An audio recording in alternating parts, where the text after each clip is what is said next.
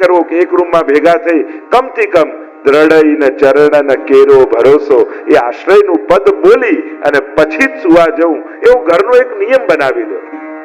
અને ભેગા ન રહી શકતા હો તો પોતપોતાના રૂમમાં સુતા પહેલા આશ્રયનું પદ સુતા પહેલા બોલો, જેથી આપણો દ્રઢ આશ્રય ઠાકોરજીના ચરણોમાં રહે.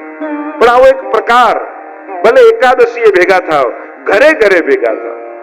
આપણે સભાઓ કરીએ, સત્સંગ કરીએ તો બરાબર જ છે, પણ દર એકાદશીએ દરેક વૈષ્ણવના ઘરમાં બીજું તો કાંઈ નહીં, યમનાષ્ટકનો પાઠ, કૃષ્ણાશ્રયનો પાઠ, સર્વોત્તમનો પાઠ, યમુનાજીની આરતી અને દ્રઢઈના આશ્રયનું પદ, આટલું બધાએ ભેગા મળીને બોલવાનો એકાદશીનો એક નિયમ બનાવ્યો.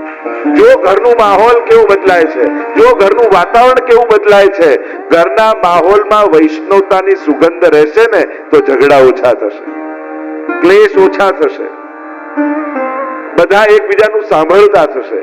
નહીં તો સંઘર્ષ વધતો વધતો વધતો એવો એક દિવસ આવી જશે કે આ લોકો જોડે તો ભેગા રહી જ ન શકાય, એવો માહોલ થઈ જશે. સત્સંગની સુવાસ, સત્સંગની મીઠાશ પરિવારમાં ઘોળતા રહો થોડા થોડા દિવસે, એ મધુરતા રહીને સત્સંગની, તો વૈષ્ણવતાના પ્રભાવે સંબંધો ટકી જશે. અને અત્યારની સૌથી મોટી ચેલેન્જ એ છૂટા પડતા પરિવારો જ છે. કોઈ કોઈની જોડે રહેવા તૈયાર ન થાય, આવો જયારે માહોલ થઈ જાય ત્યારે સમાજમાં અને દેશમાં એકતાની વાત ક્યાં કરવી? તો ચિંતનનો વિષય જ આ છે. અહીંયા જે ચર્ચા કરી રહ્યા છે, જોયું દેવહૂતિજીએ આવ્યા કપિલ ભગવાન પાસે, અનેક પ્રકારના પ્રશ્નો કર્યા. પહેલો પ્રશ્ન કર્યો, સાધુ પુરુષના લક્ષણ કેવા? સજ્જન પુરુષ અને સાધુ પુરુષ હોય કેવા, એના લક્ષણ કેવા, એને ઓળખવા કઈ રીતે? ટૂંકમાં એમ તો કહું કે અનેક પ્રતિક્ષવ કારુણિક સુરદ સર્વદેહિનામ અજાત શત્રવ શાંત સાધ સાધુ ભૂષણ, અનેક લક્ષણો બતાવે. ટૂંકમાં જો સમજીએ તો જે સહન કરે સાધુ, જે સાધના કરે સાધુ અને જે સહાય કરે સાધુ, આ ત્રણ લક્ષણ જેનામાં હોય. પહેલો લક્ષણ સહન કરે સાધુ. સહન કરવા ઘરમાં તૈયાર કોણ થાય? જે જગ્યાએ બધા જ હકની વાત કરતા હોય અને ફરજની વાત ન થતી હોય ત્યાં ભેગા રહેવું અઘરું હોય છે. ફરજની વાત પહેલા આવે, પછી હકની વાત આવે. આ મારો રાઈટ છે, આમાં મારો હક છે. પણ હક બોલતા પહેલા મેં મારી ફરજ નિભાવી કે નહીં એનો વિચાર પહેલો હોવો જોઈએ. તો જ્યાં કર્તવ્યોની વાત થાય છે ત્યાં જ ક્યાંક વૈષ્ણવતાની સુગંધ રહે છે ઘરમાં. તો જે સહન કરે, અને સમજદારી જ સહન કરવાનું આવશે, નાદાન લોકો ક્યારે સહન નહીં કરે. તમે સમજદાર છો તો તમારે જ ઘૂંટડો પીવો પડશે, પણ ઘૂંટડો પીને પણ ભેગા રહેવાતું હોય તો પીવાની તૈયારી રાખજો. સહન કરે, સાધના કરે, ઘરમાં બધો જ માહોલ હોય. હું તો ત્યાં સુધી કહીશ, દીકરો માનતો થાય એની ચિંતામાં બાએ ઠાકોરજીની ભક્તિ નહીં ભૂલી જવી. ઘણી વાર બસ આ માનતા થાય, આ માનતા થાય, આ માનતા થાય, પતિ માનતા થાય, દીકરા માનતા થાય, એની એટલી બધી ચિંતા કરી લે કે પોતાનું જ ભજન છૂટી જાય. આત્મ કલ્યાણના ભોગે કોઈનું કલ્યાણ થવાનું નથી. સૌથી પહેલા આત્મ કલ્યાણનો વિચાર કરવો એ જ પ્રત્યેકની પહેલી ફરજ છે. પહેલી ફરજમાં આવે છે કે હું મારી આત્માનું કલ્યાણ સાધું. એટલે ઘણી વાર કે પહેલી વાર કહેવું, બીજી વાર સમજાવવું, ત્રીજી વાર સમજી જવું કે બહુ કહેવા જેવું નથી કોઈ. કારણ કે પછી કાયમ જ ટોક્યા કરો, કયા કરો તો ઘરમાં વિલન તમે થઈ જશો કે હા આયા હમણાં કઈક ટોકશે. એટલે ભક્તે પોતાનું ઇમ્પ્રેશન બગાડવાની જરૂર નથી. આત્મ કલ્યાણના ભોગે કાંઈ બીજું ન થાય. એટલે સૌથી મહત્વની વાત એ છે, અમુક ઉંમર થાય એટલે પ્રાયોરિટીમાં તમારા માટે તમારું આત્મ કલ્યાણ જ હોવું જોઈએ. કે હું મારું કલ્યાણ કેમ સાધું? બધા માટે ખૂબ કર્યું, જિંદગીભર ઘસાયા, પણ હવે જો આત્મ કલ્યાણ ચૂકી ગયા અમુક ઉંમર પછી તો પછતાવાનો વારો આવશે. એટલે અમુક ઉંમર થયા બાદ બહુ જ બધાની ચિંતા કરવા કરતા જાતની ચિંતા કરવી કે આખું જીવન તો સંસારમાં ઘસાતા રહ્યા, હવે મારે મારી જાતનો ઉદ્ધાર સાધવો છે. એના માટે હું શું કરું એનું ચિંતન કરો. લોકો સ્વાર્થી કહે તો સ્વાર્થી, પણ સાચો સ્વાર્થી કયો? આત્માનો અર્થ સાધવો એ જ સ્વાર્થીપણું છે.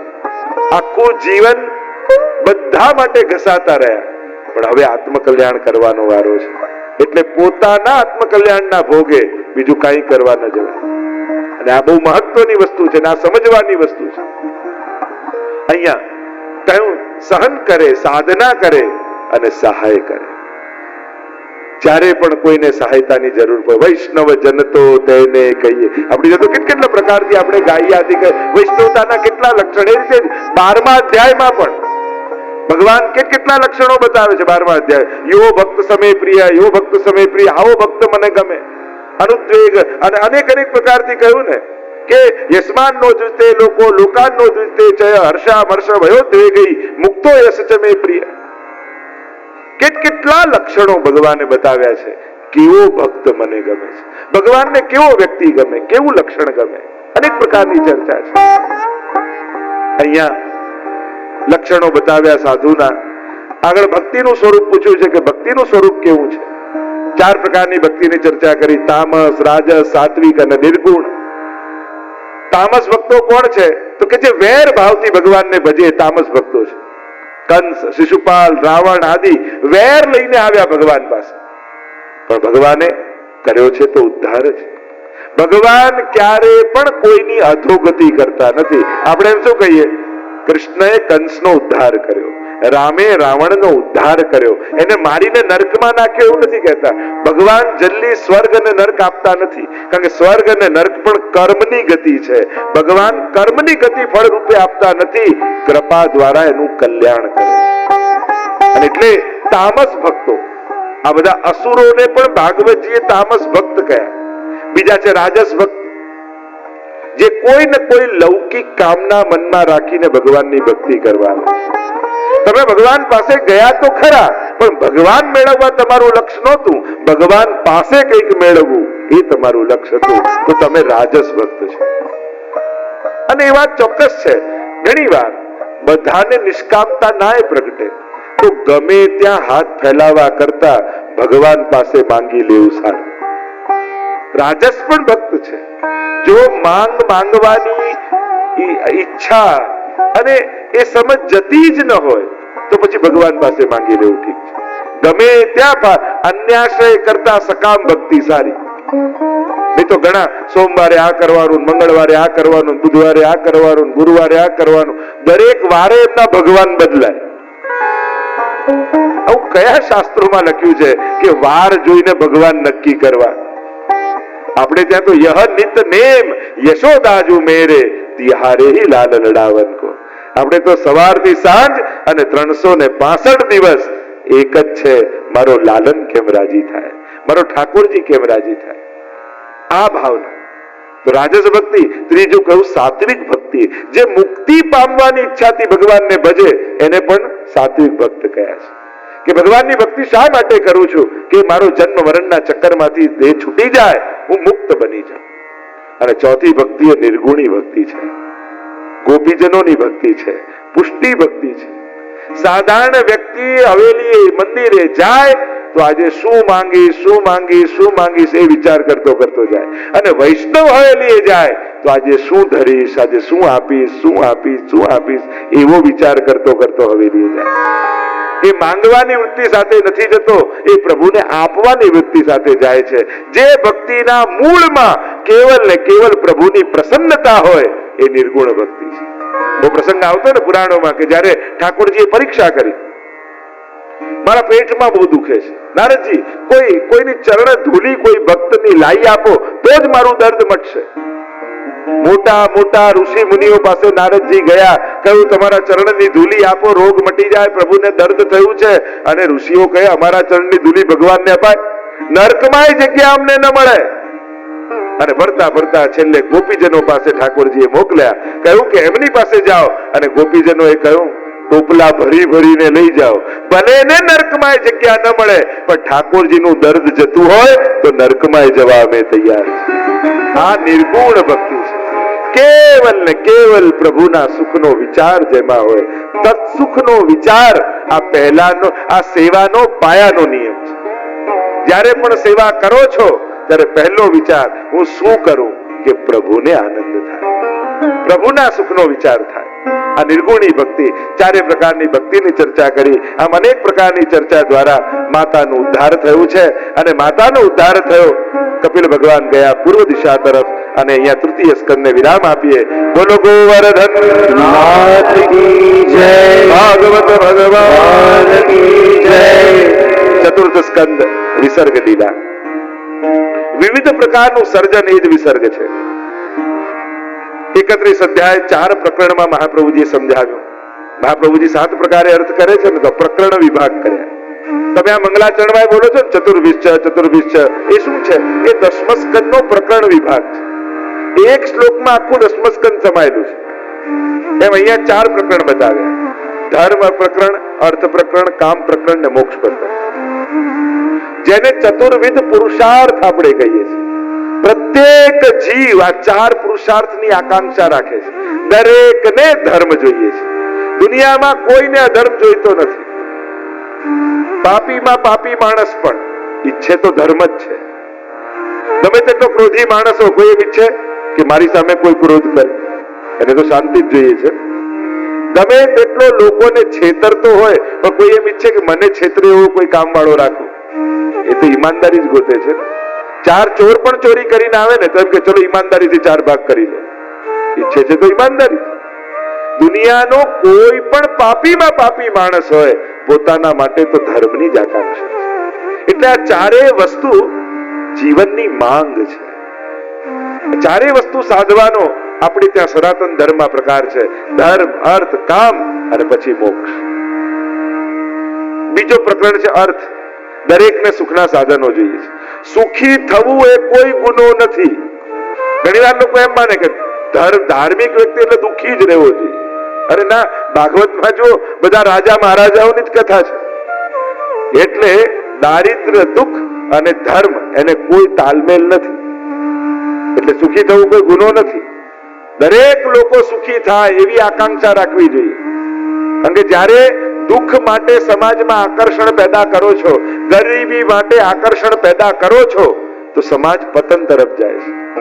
અને એટલે જ આપણો સમાજ સુખી લોકોનો સ્વતઃ વિરોધી થઈ જાય છે.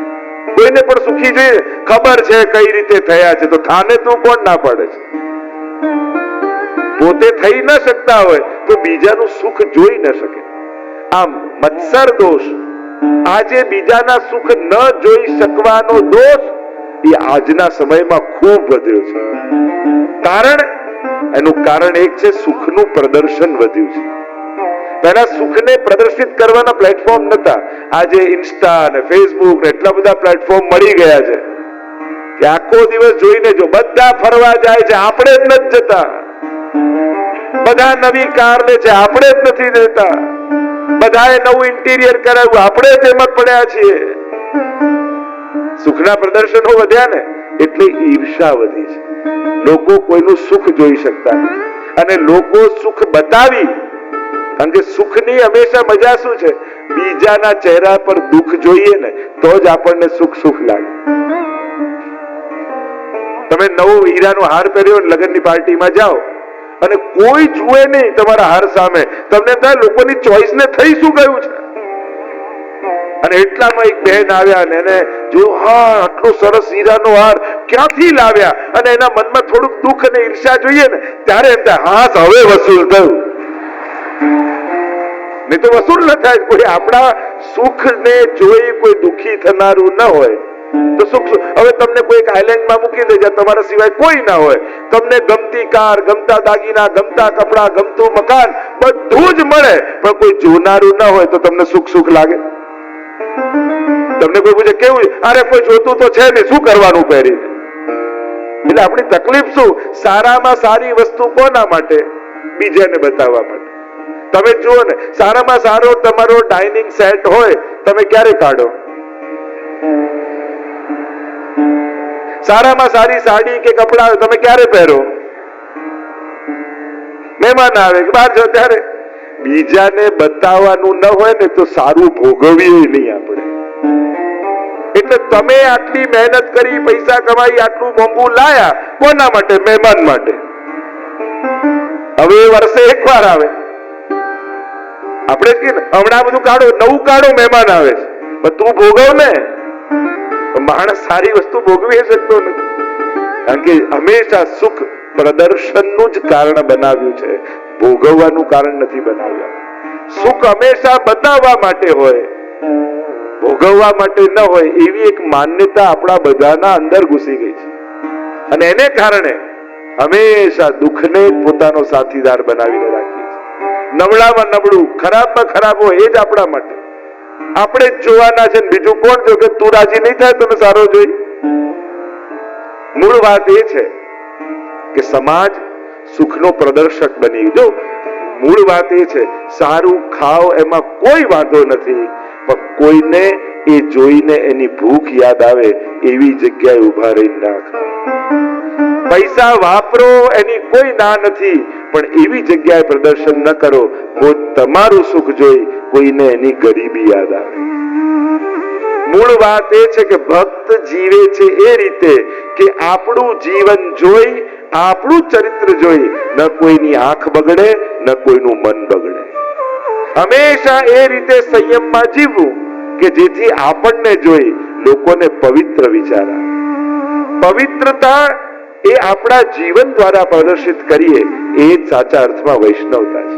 જો ઘણા લોકો મળે તો એને જોઈને શેર બજાર જ યાદ આવે, ઘણા આવે એને જોઈને તમને પોલિટિક્સ જ યાદ આવે, અને ઘણા એવા એને જોઈને તમને હવેલી, ઠાકોરજી ને મનોરથ જ યાદ આવે. જ્યારે પણ તમે જો રાકેશભાઈ મળ્યા પણ તો કેમ હવેલીમાં બધું બરાબર છે? જો કથા છે તમે ક્યારે આવો છો? એમના ઘરેથી કે જે બી છે મૂળ જ કહેતા હતા કે તો અમારા ઘરવાળાની કૃપા છે કે આ ઠાકોરમાં રંગ લાગ્યો. તો ક્યાંક ને ક્યાંક કોઈક ને કોઈક